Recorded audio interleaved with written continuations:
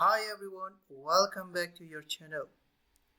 I'm here with another tutorial from series of the Webhook, and in this video I'm going to explain how you can develop one Webhook API. So if you are interested in this topic, please stay with me. Okay, let's jump to the topic. Before that, if you don't know what is the webhook, please watch my previous video about the explanation of the webhook. It will help you to get an idea what is it. Then about the coding part, we need to install some frameworks. Don't worry for that one. If you don't know how to install them, I will try to prepare one file which is including all necessary frameworks, and then you can just copy and paste in your command of the Windows. Then we focus on the framework parts. First, we need a Flask, and then also we need a request for a request of the endpoint, and also we need a JSONify to convert the Python to the JSON. We need the render template for HTML file. If we have the HTML, then we need to handle it. And also we have the redirect for redirecting the endpoint, and URL for creating the different endpoint. And also we have the flash, which will be useful for one-time logging, or we can say that the events just show one-time log to the user. And also we have the MySQL connector, which is required for connection to MySqlDB. And also we need some error handling. When some error coming from the MySQL, we would like to see this error, and we are using the Flask bcrypt, which is useful for hashing the users. If you don't know about this, also I have the one video about how you can encrypt the credential in the MySqlDB. And also we have Flask HTTP out, that is for basic authentication. As you know that we have the different type of the authentication, and one of them is basic authentication, which is including the username and password. And we are importing the traceback for all kinds of the logins, and also import the requests. We also added some Flask WTF, which is I dropped some few explanation here to tell you that it's for actually is for such kind of the form in the Flask, and we want to use these features of this form for some part of that, like a validation part and so on. So it's important, and Flask form is a one class of this Flask WTF. And also we need some other classes like a string field and a sub field, which in further lines you will see that the some method for submission of the data in the UI, and also to validate the data, and also capturing the data in the one form. So again, that's WT forms that validator, which we will use the class of the data required, and URL. These two is required for understanding this data when you want to insert the form. You want to make sure this form is not empty. So this is the one validation. And second is that you want to understand this URL is valid URL. Then so you need these two classes as well. These are the generic form for creating the Flask app, which in my previous video also I explained about that. And also we configured the secret key for our Flask app, and we defined the HTTP basic as an auth, and also we dropped the bcrypt app as a bcrypt. So these are required for authentication and also for hashing the password in database. Then I define the information of the DB as a one general the topic, which we will use it in further lines. And also I defined the DB connection. This DB connection is required for several parts of the code, and so I defined it here. It will connect the DB based on the information of the DB config, and if connection is success, then it will return as a connection, and if there is an error, then definitely it will give you error and you will see the error. Then we will arrive to authentication part. This authentication part, it will verify the username and the password, which client is giving this username and password for triggering the data through the API. So if username is available, the username which is given, then they will check the connection, and then if connection is success, then we'll use the try method to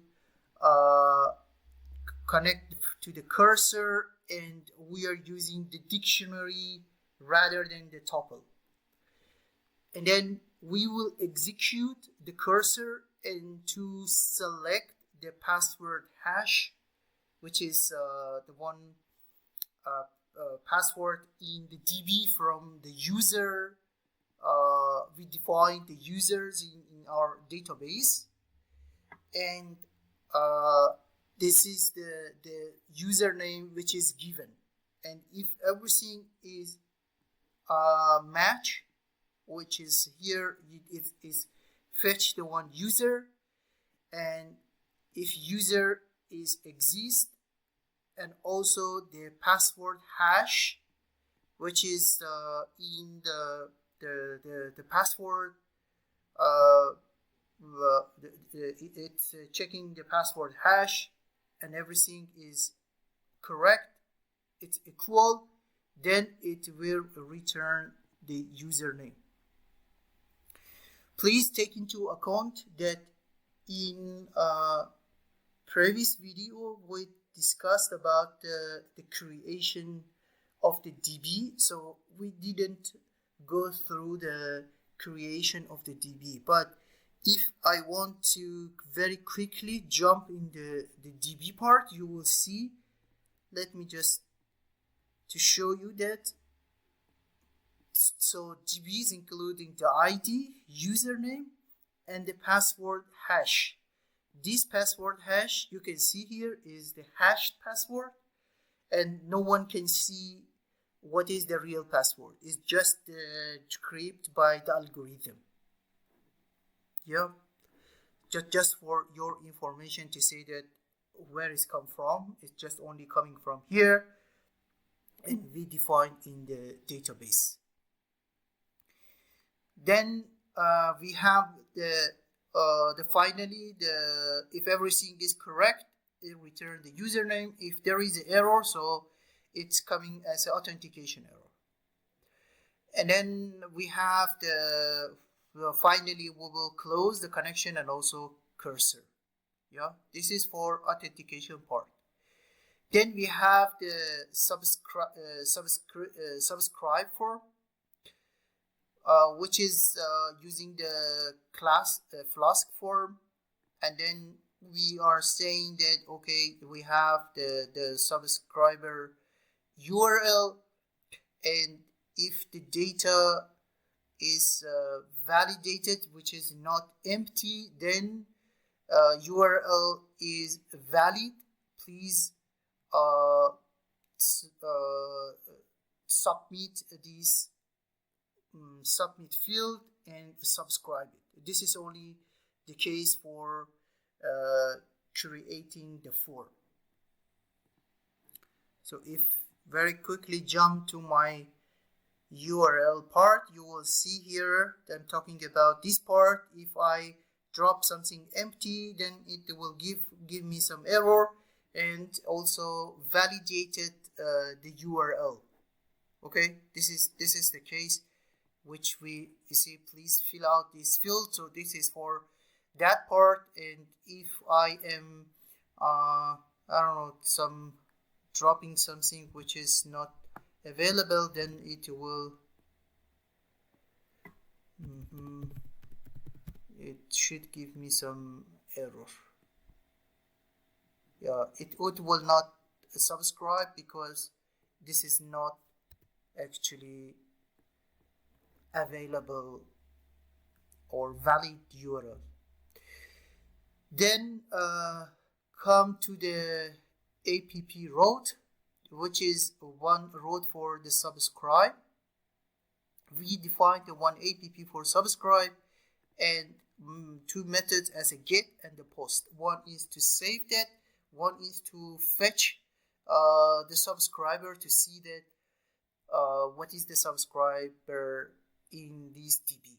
So we define the subscribe, and there is the form which is using the subscribe form, and if this form is valid, then this URL data is everything come to the subscribe URL, and we will connect to the database, and if connection is successful, we will try to connect to the cursor and execute into subscriber. So we already defined the subscriber in the database, and this is there is the URL, and the value of that is subscribe URL, which we define here. We want to make it as a tuple. So if I jump to subscriber part, you will see the subscriber. There is an ID and there is an URL here, and this is the definition in the database. And we have the flash subscribe successfully. In case everything is fine and it's subscribed, it gives you success and redirect to the subscribe URL form. And if error coming here, which is the one of the duplicate error from the MySQL, then it will give you some error message which this subscriber already subscribed, so you are not allowed to drop this subscriber URL again. Okay, then when everything went well, then you have the subscribers, and also it will return to the one HTML file and the form, and the subscribers which already get the subscribers, and also defined it here. Okay, right? Then we have the unsubscribe, almost the same method for deleting the data. So we define the one endpoint for unsubscribe as a post method, and then also we are requesting to get this URL, which URL is going to be unsubscribed, and if it exists, then connection to DB, connection is success, connection for the cursor, the same scenario, but the point is that here we have to delete from subscribers, which is in the database, and where we giving the URL, and we define the subscribers URL as well. And at the end we will commit, and then also we will notify this success in case there is an error. We provide the error, and also we give them the error for this unsubscribe failed, or what is the error. And then we will close the connections, and also we will redirect this information to subscribe. Then we are going to define one get subscriber, which we discussed about this, and we saw some other places about this function.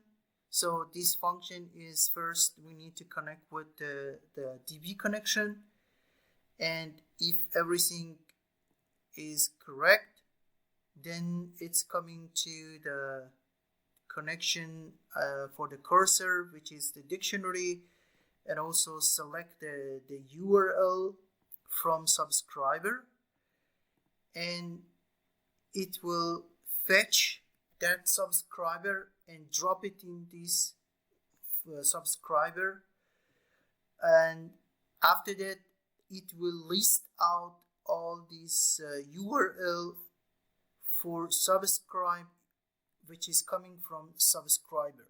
So in fact it will extract that URL value in each dictionary in subscriber list. Yeah. Then if it's error, then we have the error for fetching the subscriber, and we at the end also have the closing the cursor and connection. So this get subscriber, which is we already went through this one, is defined because we call this get subscriber in previous section here. Just I wanted to highlight it, why we use this get subscriber, because we wanted to drop the information in the HTML file is here and as a form, and we wanted to have this subscriber. So we call this function here, and we defined that function at this section. Then we will reach to define the insert data.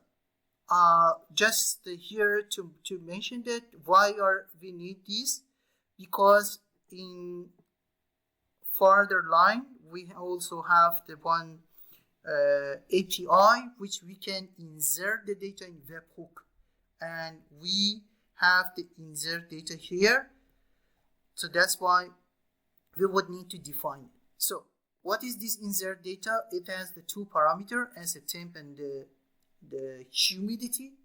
So after it got the user authentication, has the username, when it will come to the connection of the DB, and if everything is success for the connection, then it will connect to the cursor and insert the data into sensor table, which including the temperature, humidity, and username, and these are the values. And this is the data which this will come to the one argument as a data, and then cursor that execute is insert query, into what is the insert, all this data. Then connection will be saved, if data will be saved, and print, okay, successfully the inserted data is done. And then we will notify this information to notify subscriber as well. Again, I will explain this part in further lines. You will see the explanation of this, but the purpose for this one is to whatever data is coming to the webhook, it will notify to the client or subscriber. If there is an error, it comes to the MySQL error, and also for trace back. And finally, if everything is okay, then we will close the connection. We have the notify subscriber here, and what information or which information will be notified to subscriber: temperature, humidity, and username. Just let me jump to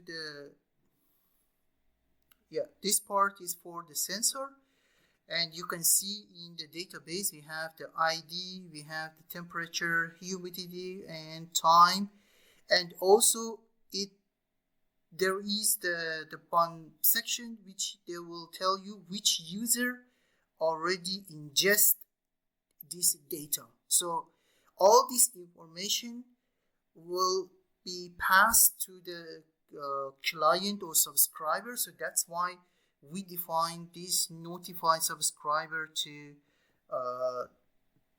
the client, and I defined as a data, and drop each argument in the specific name, and then I define the header. We connect the DB success, and if everything is correct, we will define it as a dictionary here, and also we will execute select URL from table of the subscriber, and then we will get that subscriber and drop it in this subscriber. And for subscriber in subscriber, which will make one loop to check all the list for this user and also this URL, and then they will request one post as a subscriber URL, and also data which we defined it here is JSON data, and header, which header is here. So if response status we defined as a 200, and then we will print it, okay, notification sent to specific subscriber, whatever subscriber, it could be whatever, it's just only URL. Yeah.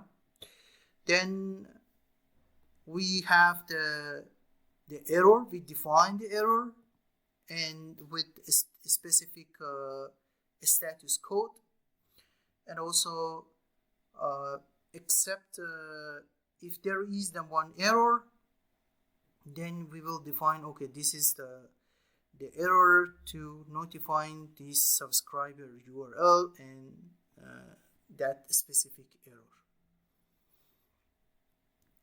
The same as here, for if totally the error is coming from these sections, then we will send, okay, error fetching the subscriber, and finally we will close the connection for database.